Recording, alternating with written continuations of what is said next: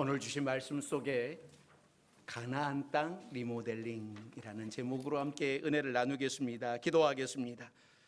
사랑과 은혜가 많으신 하나님, 오늘도 우리에게 은혜를 베푸셔서 우리의 마음과 우리의 몸이 성전으로 향하게 하시고 오늘도 하나님을 경배하게 하시니 감사드립니다.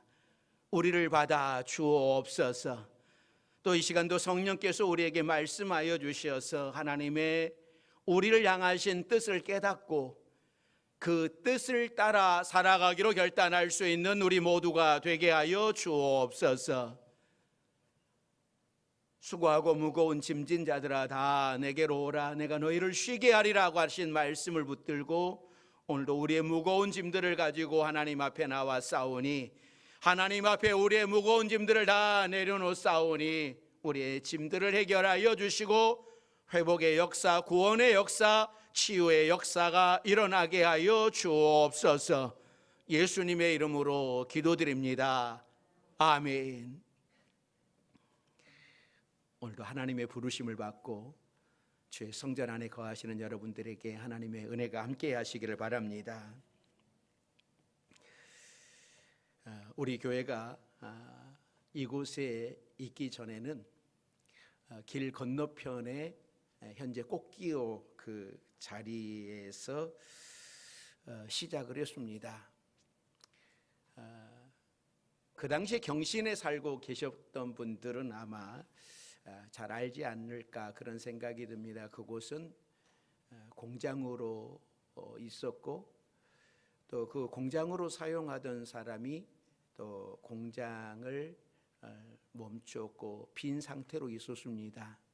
그러다 보니 지금이야 한국유통도 있고 그 옆에 카센터도 있고 유치원들도 있지만 그 당시에는 유치원도 없었고 한국유통도 없었고 또 그쪽은 야산이었고 그러는 상태의 그 꽃기호 자리는 사람이 관리를 하지 않았기 때문에 굉장히 좀 밤에 지나가기에는 무서운 그런 곳이었습니다. 그래서 자녀들이 버스 정류장에서 내리면 이렇게 데리러 나오는 그런 상황. 또 빈 공장이다 보니까는 으시시하는 그러한 곳이었습니다. 하지만 우리 교회가 들어오면서 주변을 깨끗이 정리를 했고 또 건물을 리모델링하고 환하게 불을 밝혀 놓으니까는 동네 사람들이 더 좋아했습니다. 원래 교회가 들어오면 사람들이 싫어하는 경향이 있는데 교회가 들어와서 동네가 환해지니까는 사람들이 좋아했습니다. 돈을 많이 들이지 못해서 겨울에는 추웠고 여름에는 더웠지만 우리는 그곳에서 12년 동안이나 예배를 드리면서 교회가 성장을 했습니다. 만일 그 공장 같은 건물을 깨끗하게 리모델링하지 않고서 그냥 바닥에 앉아서 예배를 드렸다면, 그 공장 그 모습 그대로 있었다면 사람들이 과연 예배 드리러 올 수 있었을까? 곰곰이 생각을 해보면 아마 사람들이 오기 두려워하지 않았을까라고 하는 그런 생각이 듭니다. 그런데 그곳을 깨끗이 정리하고 리모델링 했더니 비록 외벽은 블록 공장이었고 또 세레트 지붕이었었지만은 성전 안에 들어오면 사람들이 평안함을 가질 수 있는 그런 성전이 되었습니다. 공장이 리모델링을 해서 성전으로 바뀌었어요.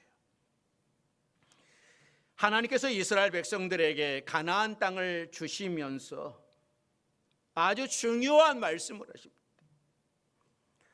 어떻게 보면 이 말씀은 우리가 반드시 경청해야 할 말씀이기도 합니다.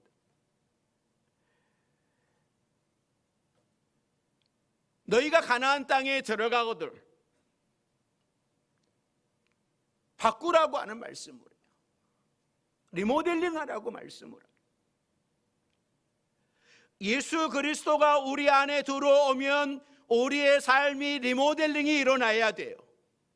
바뀌어야 된다라고 하는 거죠. 그냥 들어가서 살려고 하면 험한 짐승들이 달려들고 우상들에게 잡혀가 가나안의 사람과 동화가 되고 거룩한 백성은 사라지고 만다라고 하는 겁니다. 그래서 아주 깨끗하게 리모델링을 하고 들어가라고 말씀을 해요. 그 리모델링 비용 내가 지불할 것이니까 너희는 걱정하지 말고 하나님의 설계대로 리모델링하고 들어가야 했는데, 처음에는 이스라엘 백성들이 하나님의 말씀대로 리모델링 하는 것 같았지만은 점차 마음을 놓고 리모델링을 완성하지 않은 채 그곳에 눌러 살고 말았습니다. 이스라엘 백성들은요, 세 종류의 땅을 밟아본 사람들입니다. 첫째는 모든 것이 풍요롭고 지적인 수준이 높은 애굽 땅이었습니다. 이스라엘 백성들이 애굽 땅을 떠날 수 있었던 것은 오직 하나님의 능력 때문이었어요. 그러니까 애굽에서 사는 경험을 했고요. 두 번째는 그들이 40년 동안 돌면서 말씀으로 훈련받았던 광야입니다. 이스라엘 백성들이 광야에서 죽지 않고 살아남은 것은 기적이었어요.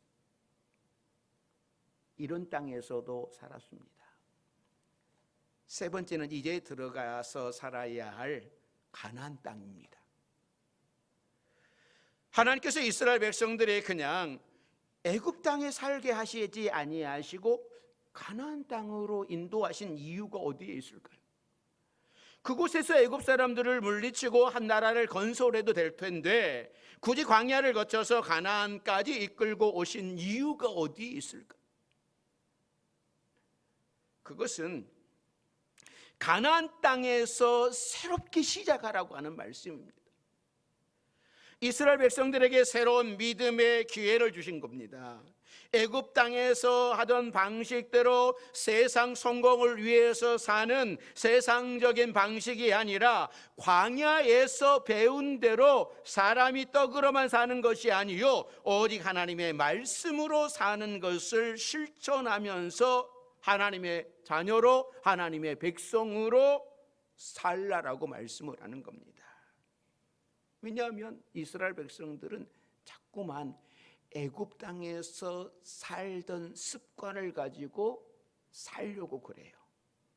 우리도 십자가의 은혜를 깨닫고 예수 믿고 세례받고 하나님의 자녀가 되었음에도 불구하고 자꾸 어떻게 해요? 새로운 삶을 살아가는 것이 아니라 애굽에서 살던 그 방식대로 자꾸 살아가려고 해요. 그래서 짬뽕을 하는 거, 짬뽕. 그러니까 교회 오면 그리스도인, 교회만 나가면 세상 사람.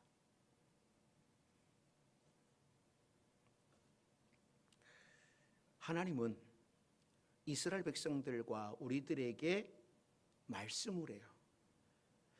이스라엘 백성들이 가나안 땅에 들어가서 그들과 타협하지 말고 진멸하라고 말씀을 합니다. 자, 오늘 본문 2절 말씀이죠. 자, 2절 말씀 같이 봅니다.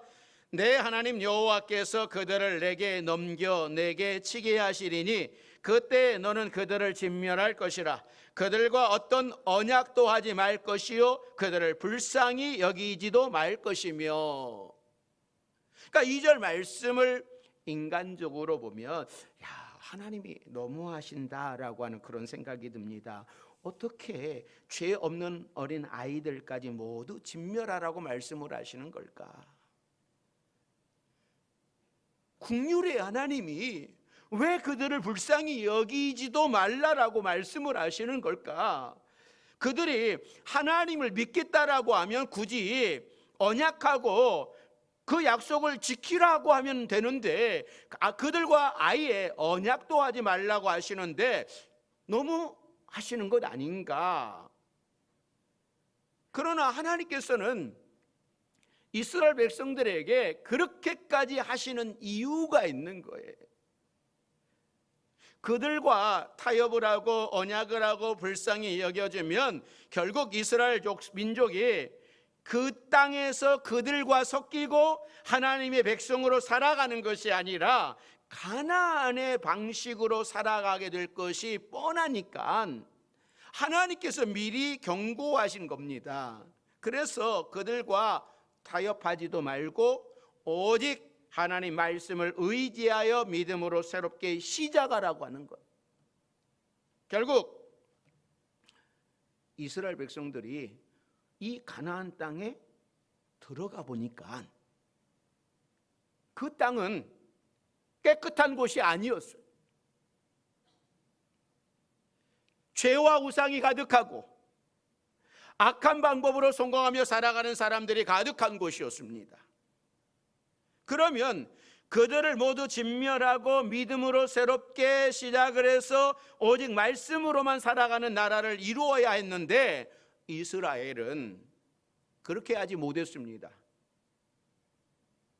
이것은 마치 새집에 이사가는 사람이 리모델링을 제대로 다 하지 못하고 여기저기 삐걱거리는 대로 남겨두고 집에 더러운 오물이 있는데도 그대로 남겨두고 이사가서 사는 것과 마찬가지입니다. 그렇게 살다 보니 더러운 냄새가 나는 곳에 섞여 살다가 그 냄새와 하나가 되어버립니다. 리모델링을 제대로 하지 못한 집에서 여기저기 다치고 넘어져서 상처투성이가 되는 거예요. 후회하는 삶을 살아가게 되는 거죠. 이렇게 살지 말라고 하나님께서는 그들과 타협하지도 말고 진멸하라고 하시는 겁니다. 죄와 우상이 가득한 가나안 땅을 철저하게 리모델링해서 최고의 멋진 집으로 만들어 살라고 지시를 내리시는 겁니다. 여러분, 그러면 또 이런 생각도 하실 수 있지 않을까요?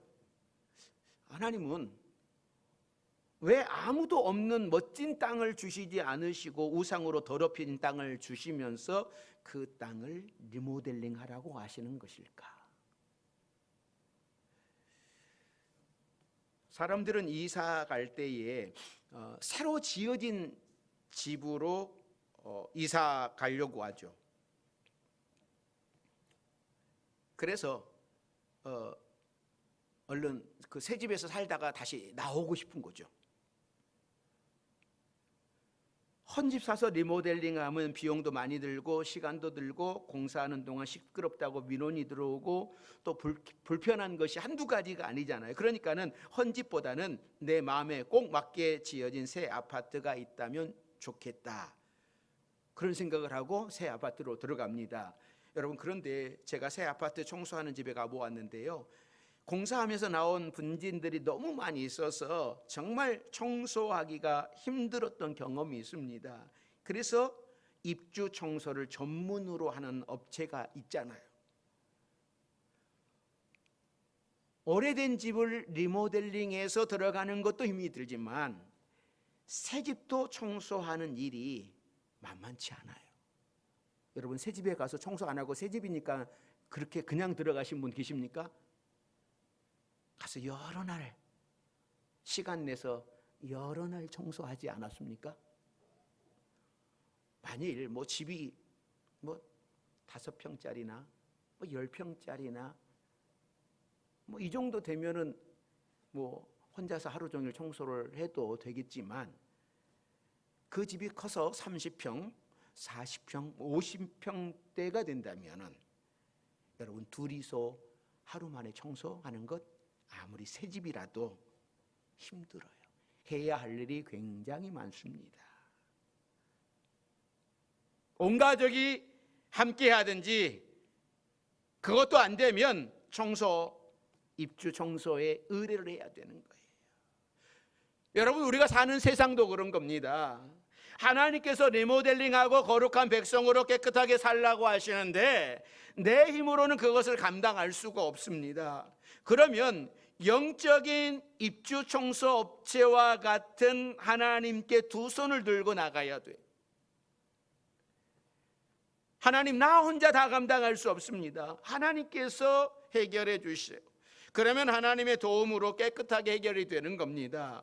이 땅에서 사는 동안 새 집에 들어가려면 내가 비용을 모두 지불을 해서 리모델링을 하지만, 이스라엘 백성들이 가나안 땅에 들어가서 리모델링하는 비용과 모든 여건은 하나님께서 책임져 주시겠다라고 말씀을 해요.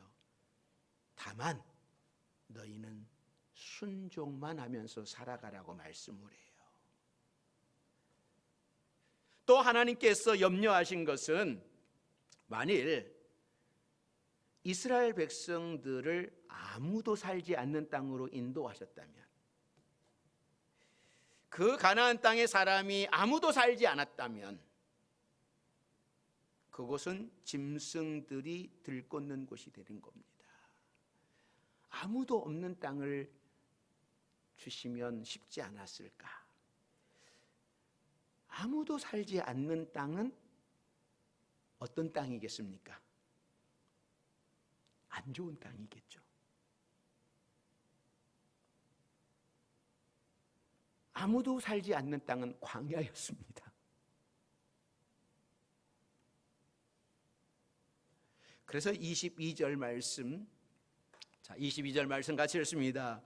내 하나님 여호와께서 이 민족들을 내 앞에서 조금씩 쫓아내시리니 너는 그들을 급히 멸하지 말라. 들짐승이 번성하여 너를 해할까 하노라.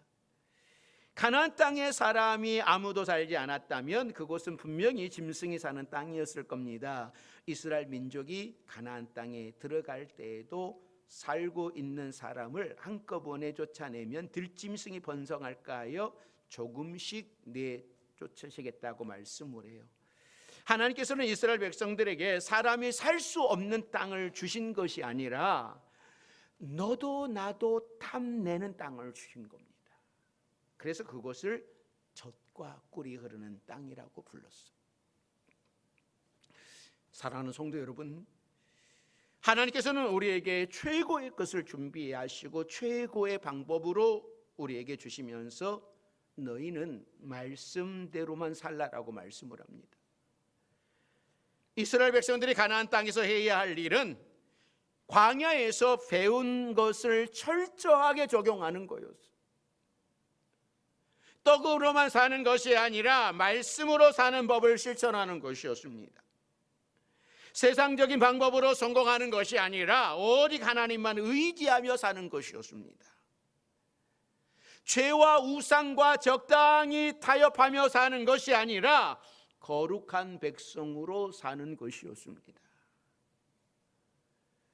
우리도 이 세상에 살면서 같은 방법으로 살아야 됩니다. 떡으로 사는 것이 아니라 하나님의 말씀으로 살아야 하고, 세상적인 방법으로 죄와 타협하면서 사는 것이 아니라 오직 하나님만 의지하여서 거룩한 백성으로 살아내야 되는 겁니다. 그럴 때에 하나님의 축복이 온전히 우리에게 임하실 겁니다. 하나님의 방법으로 살아가는 사람들은 간증거리가 생기게 돼요. 그러나 하나님의 방법이 아닌 내 방법으로 살아가는 사람에게는 간증거리가 없습니다. 사랑하는 성도 여러분, 하나님께서 이스라엘 백성들에게 하나님의 방법으로 살아가라고 말씀하시는 것처럼 저와 여러분에게도 하나님의 방법으로 살아가라고 말씀을 하시는데, 그러면 내가 너희 책임질게 이렇게 말씀을 하시는데, 우리 모두가 세상의 방법으로 살아가겠다고 하는 것이 아니라, 하나님, 이제부터 제가 하나님의 방법으로 살아가겠습니다 라고 결단할 수 있는 우리 모두가 되기를 주의 이름으로 축원합니다. 이스라엘 백성들이 가나안 땅에서 이렇게 살기 위해서는요, 그들에게 확실한 가치관을 가져야 했습니다. 이 세상의 죄악 쓰레기 속에서 아무리 성공해서 잘 먹고 잘 살아도 그것은 성공이 아닙니다. 분명한 믿음의 원리를 가지고 살아갈 때 우리는 세상을 치유하는 거룩한 백성이 되는 거예요. 누가 좋은 것을 한 보따리 갖다 준다 하더라도 그것이 내 신앙에 도움이 되지 않는다고 한다면 과감하게 나 그거 싫습니다. 거부하고 믿음을 지킬 수 있는 하나님의 자녀가 되어야 됩니다. 하나님께서 뭐라고 말씀을 하냐면, 자 6절 말씀 같이 읽습니다. 너는 여호와 내 하나님의 성민이라. 내 하나님 여호와께서 지상 만민 중에서 너를 자기 기업의 백성으로 택하셨나니. 그러니까 하나님께서는 이스라엘 백성을 일컬어 하나님의 성민이라고 분명하게 말씀을 해줍니다. 지상 만민 중에서 이스라엘을 하나님의 기업의 백성으로 택하셨다라고 말씀을 해요.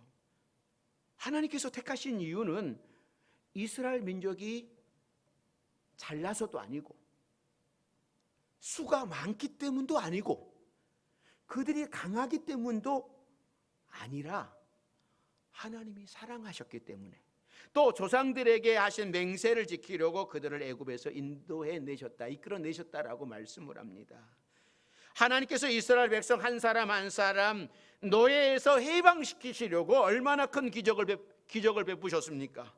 애굽에 10가지 재앙을 내리시고 홍해를 가르시고 하늘에서 만나를 내리시고 반석에서 물이 솟아나게 하셨습니다. 이스라엘 백성은 광야를 떠도는 보잘것없는 민족이 아니라 하나님께서 이렇게 큰 기적을 행하시면서 살려내신 엄청난 가치를 지닌 보배들이었어요. 그래서 이사야 선지자도 이스라엘 백성들을 향하여서 이렇게 말씀을 해요. 이 말씀이 우리들에게도 주시는 말씀인데, 자 이사야 43장 4절 말씀 같이 읽습니다. 네가 내 눈에 보배롭고 존귀하며 내가 너를 사랑하였은즉 내가 내 대신 사람들을 내어주며 백성들이 내 생명을 대신하리라. 네가 내 눈앞에 보배롭고 존귀하다고 이사야 선지자를 통하여서 하나님이 직접 말씀을 합니다. 10가지 재앙을 노예에서 해방시키신 하나님께서는 다시 기적을 일으키셔서 바벨론 포로로 잡혀가 있는 그들을 돌아오게 하셨어요. 사랑하는 성도 여러분, 하나님께서 우리에게도 너희는 나의 성민이라고 부르십니다. 우리를 거룩한 백성, 하나님의 백성으로 만들기 위해서 예수님을 십자가에 내놓으셨고 우리를 그 핏값으로 구원하셨고 하나님의 자녀가 되게 하셨습니다. 그래서 우리는 거룩한 백성답게 하나님의 자녀답게 살아야 됩니다.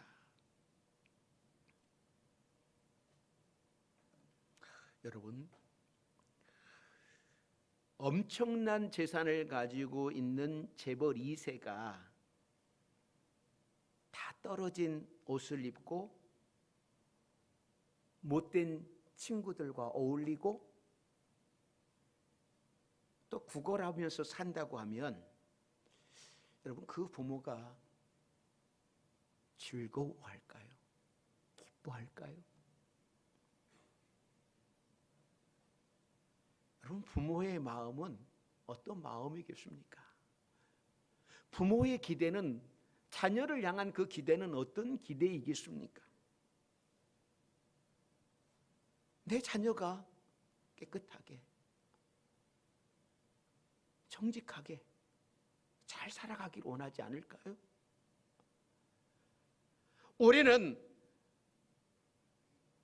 온 우주를 창조하신 하나님을 아버지라고 부르는 사람들이에요.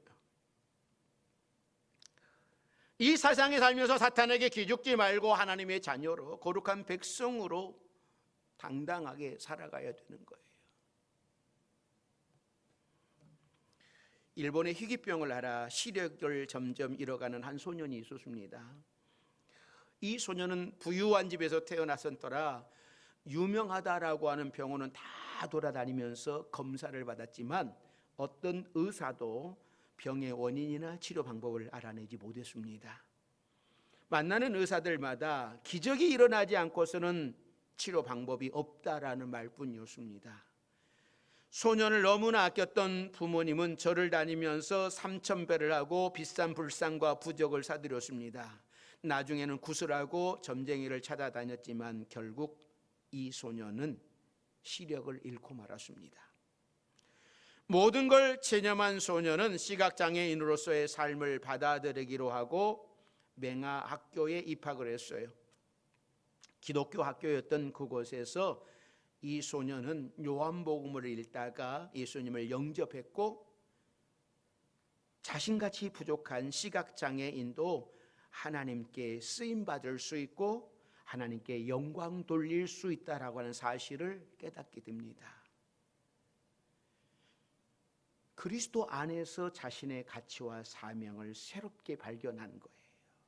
그래서 이 소년은 용기를 내어서 더더욱이 열심히 공부한 이와하시 다케오라고 하는 소년은 훗날에 대학의 교수가 되었고, 같은 시각장애인들을 위한 복지 사업에 힘써 사람들에게 큰 희망과 복음을 전해 주었다고 합니다.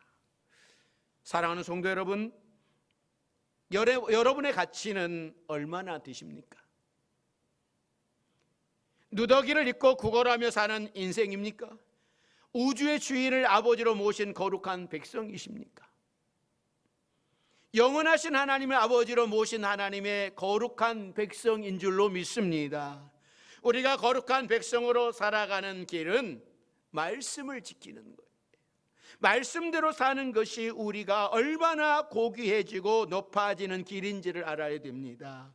그렇게 살면 이 땅에서도 존경받으며 살지만 하나님 앞에서도 존경받고 사탄도 두려워 떨게 되는 겁니다.